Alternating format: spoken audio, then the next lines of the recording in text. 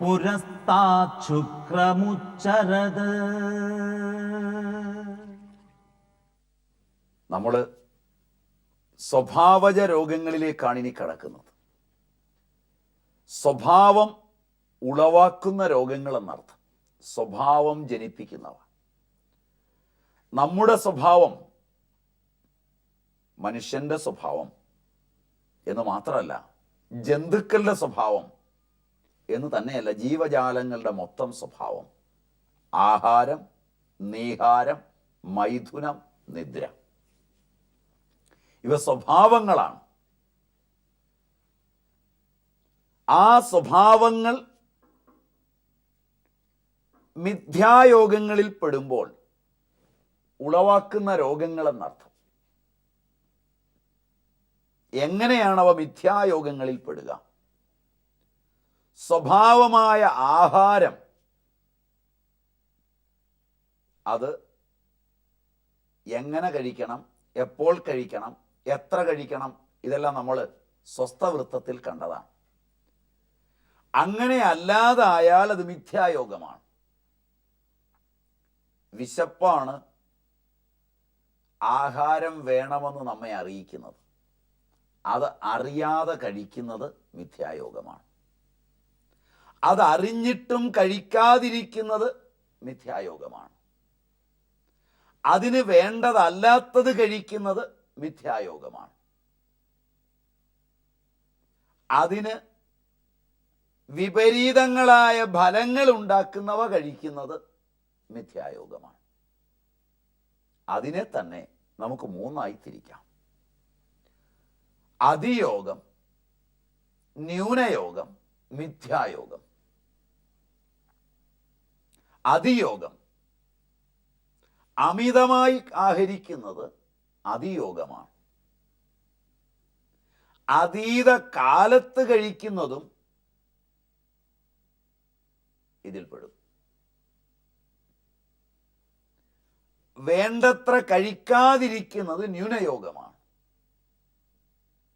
വേണ്ട സമയത്ത് കഴിക്കാതിരിക്കുന്നതും ഇതിൽപ്പെടും. വേണ്ടതല്ലാത്തത് കഴിക്കുന്നത് മിഥ്യായോഗത്തിൽപ്പെടും.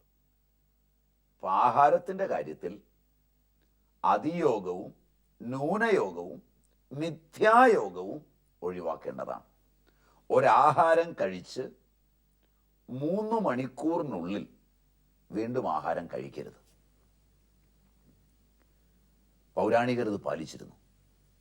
കാരണം ഒരാഹാരം നമ്മൾ ആഹരിക്കുമ്പോൾ വായിൽ ചവച്ചരച്ച് വേണ്ടത്ര ഉമിനീർ ചേർന്ന് ഉള്ളിലേക്ക് കടന്നു പോകുമ്പോൾ അവിടെ നിന്നെല്ലാം പല പദാർത്ഥങ്ങൾ ഇതിനോട് ചേർന്ന് അതിനെ ദഹിപ്പിക്കുന്നുണ്ട്. അകത്തേക്ക് പോകുന്ന സമയത്ത് നമ്മളുടെ കുടലുകൾ ചുരുങ്ങുകയും വികസിക്കുകയും ഒക്കെ ചെയ്യുന്ന ഒരു പദ്ധതിയിൽ ഏർപ്പെട്ടിരിക്കുകയാണ്. ആ സമയത്തെല്ലാം ഒട്ടേറെ പരിണാമങ്ങൾ നമ്മളുടെ ശരീരത്തിൽ സംഭവിച്ചുകൊണ്ടാണ് ഇരിക്കുന്നത്. അതുകൊണ്ടാണ് ആഹാരം കഴിക്കുമ്പോൾ മറ്റു പ്രവർത്തനങ്ങളെക്കുറിച്ച് ചിന്തിക്കുക, മറ്റു പ്രവർത്തനങ്ങൾ ചെയ്യുക, ഇതൊന്നും ചെയ്യരുതെന്ന് പണ്ടുള്ളവർ പറഞ്ഞത്. അവർ പറഞ്ഞത് അന്ധവിശ്വാസവും ഇന്ന് നാം ചെയ്യുന്നത് ശരിയായ ശാസ്ത്രവുമാണ് എന്നുള്ള മട്ടിലാണ്. തിരക്ക് കൂടിയ മനുഷ്യൻ നടന്നുകൊണ്ട് ആഹാരം കഴിക്കുക, പണിയെടുത്തുകൊണ്ട് ആഹാരം കഴിക്കുക, അത്രയേറെ ഈ ലോകം നന്നാക്കാൻ ഇവൻ പണിയെടുക്കുന്നു എന്ന് വരുത്തി തീർക്കുകയാണ്. ആ സമയങ്ങളിൽ അവൻ്റെ ചിന്താ മണ്ഡലം, മസ്തിഷ്കത്തിലുണ്ടാക്കുന്ന പരിണാമങ്ങളും ആഹാരം, അതിൻ്റെ രുചി, അതിൻ്റെ രസം, അതിൻ്റെ പ്രഭാവം, അതിൻ്റെ ഗുണം, അതിൻ്റെ മറ്റു ഭാവഹാവാദികൾ, ഇവയൊക്കെ മസ്തിഷ്കത്തിൽ അറിയാൻ തടസ്സമുണ്ടാക്കുകയും ചെയ്യുമ്പോൾ കഴിക്കുന്ന ആഹാരത്തിൻ്റെ ഗന്ധം, ശബ്ദ സ്പർശ രൂപ രസഗന്ധികളാകുന്ന ഭാവങ്ങൾ, ആ കഴിക്കുന്ന ആഹാരത്തിൻ്റെ രസനയിലെത്തുമ്പോൾ ഉള്ളതായ കടു, അമ്ളം, ലവണം, മധുരം തുടങ്ങിയ രസങ്ങൾ, അവയൊക്കെ മസ്തിഷ്കം അറിഞ്ഞിരിക്കേണ്ടതാണ്. കഴിക്കുന്ന വേളയിൽ ആ കഴിക്കുന്ന ഒരു ആഹാരത്തിന് ഉള്ള രസം ഇപ്പോൾ എൻ്റെ ജീവിതായോധനത്തിന് വേണ്ടെങ്കിൽ ആ രസം എനിക്ക് പിടിക്കുന്നില്ല എന്നുള്ളത് കൊണ്ട് മാറ്റിവെക്കാൻ കഴിയണം. ഒരു TV സീരിയൽ കണ്ടുകൊണ്ടോ കാർട്ടൂൺ പരമ്പര കണ്ടുകൊണ്ടോ ഒരു കുട്ടി ആഹാരത്തെ കഴിക്കുമ്പോൾ മസ്തിഷ്കത്തിൽ ആ കാർട്ടൂണുകളെക്കുറിച്ചുള്ള ചിന്തകളും അതിൻ്റെ ഭാവഹാവാദികളും നടമാടുമ്പോൾ കഴിക്കുന്ന ഒരാഹാരം കുട്ടി അറിയാതെ കഴിക്കുകയും അതിൻ്റെ രസം, അതിൻ്റെ വീര്യം, അതിൻ്റെ വിഭാഗം ഇവയൊക്കെ പിടിക്കുന്നതല്ലെങ്കിൽ അത് മസ്തിഷ്കം അറിയാതിരിക്കുകയും പിന്നീട് അതിനെ ദഹിപ്പിക്കുവാൻ പര്യാപ്തങ്ങളായ പദാർത്ഥങ്ങളെ ഉൽപ്പാദിപ്പിക്കുവാൻ മസ്തിഷ്കത്തിന് അറിവ് ലഭിക്കാത്തത് കൊണ്ട് പറ്റാതെ വരികയും ചെയ്യുമ്പോൾ ആ ആഹാരം തന്നെ അവനെ മൃത്യുവിലേക്ക് നയിക്കും.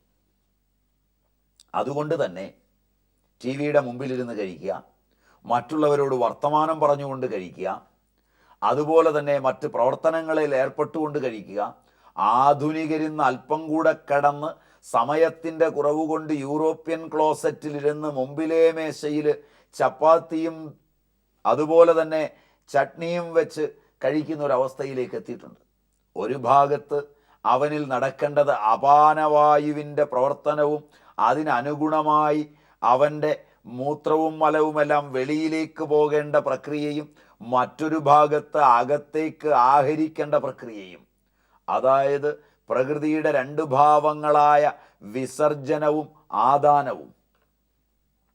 അത് രണ്ട് കാലങ്ങളിലാണ് നടക്കേണ്ടതെന്ന് പ്രകൃതി തന്നെ പഠിപ്പിക്കുമ്പോൾ, വേനൽക്കാലത്ത് നിങ്ങളുടെ വീട്ടിലെ ഒടിക്കുഴിയിൽ കിടക്കുന്ന വെള്ളം കെട്ടി നിൽക്കുമ്പോൾ നിങ്ങളൊരു കുഴി കുത്തി ഒരോടയുമിട്ട് നിങ്ങളുടെ അടുക്കളയിൽ നിന്നും മറ്റും പോകുന്ന വെള്ളം അവിടേക്ക് ഒഴുക്കിവിട്ടാൽ ആ ഒഴുക്കിവിട്ട വെള്ളം വേനൽക്കാലത്ത് മുഴുവൻ അവിടെ കെട്ടി നിൽക്കുമ്പോൾ മഴ പെയ്യുന്നതോടെ അത് മുഴുവൻ ഭൂമിയിലേക്ക് താഴുന്നു. മഴക്കാലത്ത് വെള്ളം താഴുകയും വേനൽക്കാലത്ത് കെട്ടി നിൽക്കുകയും ചെയ്യുന്നത് ഈ പ്രകൃതിയിൽ ഭൂമിയിൽ തന്നെ ഒരു വിസർജ്യകാലവും ഒരു ആദാന കാലവും ഉള്ളതുകൊണ്ടാണ്. ആ വേനൽക്കാലത്ത് എന്ന് പറയാവുന്ന കാലങ്ങളിൽ ഭൂമി തന്നിൽ നിന്നെല്ലാം പുറത്തേക്ക് വിടുകയും അതേപോലെ തന്നെ മറ്റേ കാലത്ത് തന്നിലേക്കെല്ലാം ആഹരിക്കുകയും ചെയ്യുന്നത് പോലെ മനുഷ്യനും ജീവജാലങ്ങളുമെല്ലാം തണുപ്പ് കാലങ്ങളിൽ ആഹാരം കൂടുതൽ കഴിക്കുകയും മറ്റേ കാലങ്ങളിൽ വളരെ കുറച്ച് കഴിക്കുകയും ചെയ്യുന്നത് നമുക്കറിയാം. ഇങ്ങനെ പ്രകൃത്യായുള്ള അവൻ്റെ സ്വഭാവത്തിന് ഭംഗം വരുവാൻ ഒരു ഭാഗത്തവൻ മലമൂത്ര വിസർജനങ്ങളെ ചെയ്തുകൊണ്ട് ആഹരിച്ചാൽ സംഭവിക്കും. ഇത് പഠിക്കാൻ അധികം ഗവേഷണങ്ങൾ വേണ്ട. ആ നിലയിൽ ആഹാരത്തിൻ്റെ തലം ഇന്ന് വളരെ വികലമായി തീർന്നിട്ടുണ്ട്. അപ്പോൾ ഒരാഹാരം കഴിച്ചു കഴിഞ്ഞ് 3 മണിക്കൂറിനുള്ളിൽ വേറൊരു ആഹാരം കഴിക്കാതിരിക്കുക. ആഹാരം ദഹിച്ച് അത് പൂർണ്ണമാകുന്നവരെ, അതിന് ആയുർവേദത്തിൻ്റെ ശാസ്ത്രത്തിൽ അജീർണ ലക്ഷണം എന്നെല്ലാം പറയും. അപ്പോൾ അതെല്ലാം നോക്കി ആഹാരത്തെ 3 മണിക്കൂറിനുള്ളിൽ കഴിക്കാതിരിക്കുക. 6 മണിക്കൂർ കഴിയാതിരിക്കുക അടുത്ത ആഹാരം. അപ്പോൾ വീണ്ടും ഭക്ഷണം ചെല്ലാതിരിക്കുക ന്യൂനയോഗമായി. ഇങ്ങനെ ആഹാരത്തിൻ്റെ ന്യൂനയോഗങ്ങളും അതിയോഗങ്ങളും മിഥ്യായോഗങ്ങൾ, കഴിക്കരുതാത്തതൊക്കെ കഴിക്കുക. അതിനെ മാറ്റി ആഹാരമാണ് ഈ അന്നമയമെന്നറിഞ്ഞ് ശരീരം ആഹാരം കൊണ്ടാണ് ഉണ്ടാകുന്നത്, ആഹാരം കൂടുതലാകാതിരിക്കുന്നതിനുള്ള ഉപവാസാദികളിലേക്ക് പോകുമ്പോൾ തന്നെ വളരെ സൂക്ഷിക്കേണ്ടതാണ്. കാരണം അത് വേണ്ട രീതിയിൽ അല്ലെങ്കിൽ അത് തന്നെ രോഗത്തിന് കാരണമായി തീരും. പറയുന്നുണ്ട്, നമ്മുടെ ഓജസ്സിനെ ക്ഷയിപ്പിക്കുന്നതിൽ ഒട്ടേറെ പങ്കുവഹിക്കുന്നതാണ് ക്രോധം, ക്ഷുത്ത്, വിശപ്പ്, ധ്യാനം, ശോകം, ശ്രമം. നേരത്തെ നമ്മൾ പറഞ്ഞിട്ടുണ്ട്. അതിൽ ക്ഷുത്ത് വളരെ പ്രധാനപ്പെട്ടതാണെന്ന് അറിഞ്ഞ് വിശപ്പിനെ ഒരിക്കലും തടയരുത്. അഷ്ടാംഗഹൃദയത്തിൻ്റെ ആരംഭത്തിൽ രോഗാനുൽപാദനീയത്തിൽ വിശപ്പിനെ തടയാതിരിക്കേണ്ടതിൻ്റെ ആവശ്യകത വീണ്ടും വീണ്ടും ആചാര്യൻ എടുത്തു പറയുന്നുമുണ്ട്.